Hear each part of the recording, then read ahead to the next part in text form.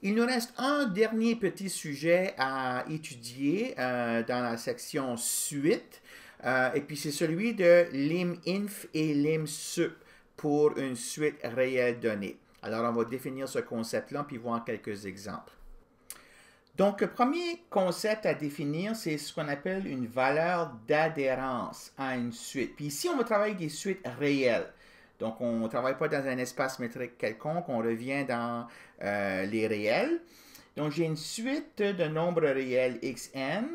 Si jamais il existe une sous-suite de xn qui converge vers x, alors x est appelé une valeur d'adhérence de la suite xn. OK? Bien sûr, ça inclut aussi le cas où la suite xn au complet converge. Alors, dans ce cas-là, les valeurs d'adhérence, il y en aura juste une. Ça va être la limite proprement dit de cette suite-là. Parce que toutes les autres sous-suites qu'on pourrait construire, on a déjà vu, doivent converger vers la même limite. Mais si jamais on a une suite qui ne converge pas, par contre, qu'il existe des sous-suites qui convergent, alors il peut y avoir plus d'une valeur d'adhérence. OK? Bon, en particulier, on a déjà vu, si on a une suite réelle bornée, alors il existe toujours au moins une sous-suite qui converge.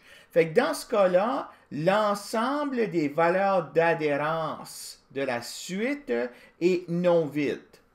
Puis on peut aussi montrer que c'est fermé et borné, donc c'est compact. OK? Alors, ça, je ne ferai pas la démonstration, vous n'êtes pas responsable, mais si ça vous intéresse de voir l'argument, vous pouvez aller le repérer à la page 76 du manuel. Donc, on va se servir de ça pour définir le concept de lim.sup et lim.inf. Donc, parce que l'ensemble, dans le cas où est-ce que la suite réelle est bornée, parce que l'ensemble des valeurs d'adhérence est fermé et borné, donc le borné implique que sup de A et inf de A existent. Fermé, vous irez voir au théorème 3.24, fermé implique que ce supprimum-là et cet infimum-là, en fait, sont des éléments de A. Donc, le supprimum et l'infimum de A se retrouvent dans A, parce que A est fermé. Donc, sont des valeurs d'adhérence. Okay? Donc, il existe au moins une sous-suite de xn qui converge vers l'inf de A, puis il existe une autre sous-suite de xn qui converge vers le sup de A. Donc, on va appeler la limite supérieure, respectivement la limite inférieure d'une suite bornée, comme étant le sup de A, respectivement l'inf de A. Puis la notation qu'on utilise, c'est la notation suivante. Lim.sup, quand n tend vers l'infini de xn, ou parfois on met limite avec une barre au-dessus.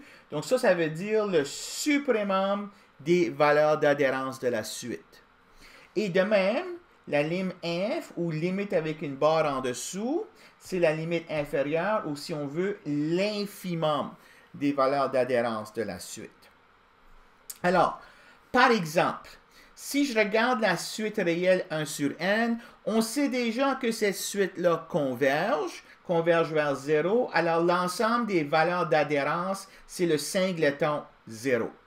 Donc, dans ce cas-là, le lim.sup, le lim.inf et le lim sont tous égaux et valent 0.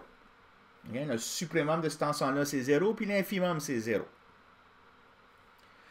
En revanche, si je prends la suite moins 1 à la n, moins 1, 1, moins 1, 1, alors, on peut montrer, donc je vous donne ça en exercice, que les seules valeurs d'adhérence sont moins 1 et 1. Okay? Donc, il y a une sous-suite qui converge vers 1, il y a des sous-suites qui convergent vers moins 1, puis que c'est impossible de trouver d'autres nombres réels vers lesquels il pourrait y avoir une sous-suite ici qui converge. Donc, l'ensemble des valeurs d'adhérence, c'est l'ensemble qui contient moins 1 et 1. Donc, le supprimum de cet ensemble-là, c'est 1, et puis son infimum, c'est moins 1. Ainsi, je dirais que le lim.sup de moins 1 à la n, c'est 1, et puis que le lim.inf de moins 1 à la n, c'est moins OK? Alors, juste une petite capsule ici en termes d'introduire cette notation-là qu'on voit quelquefois en analyse. Je pense qu'on aura l'occasion de voir ceci au moins une ou deux autres fois durant le semestre. Donc, pour ça, ça termine la capsule.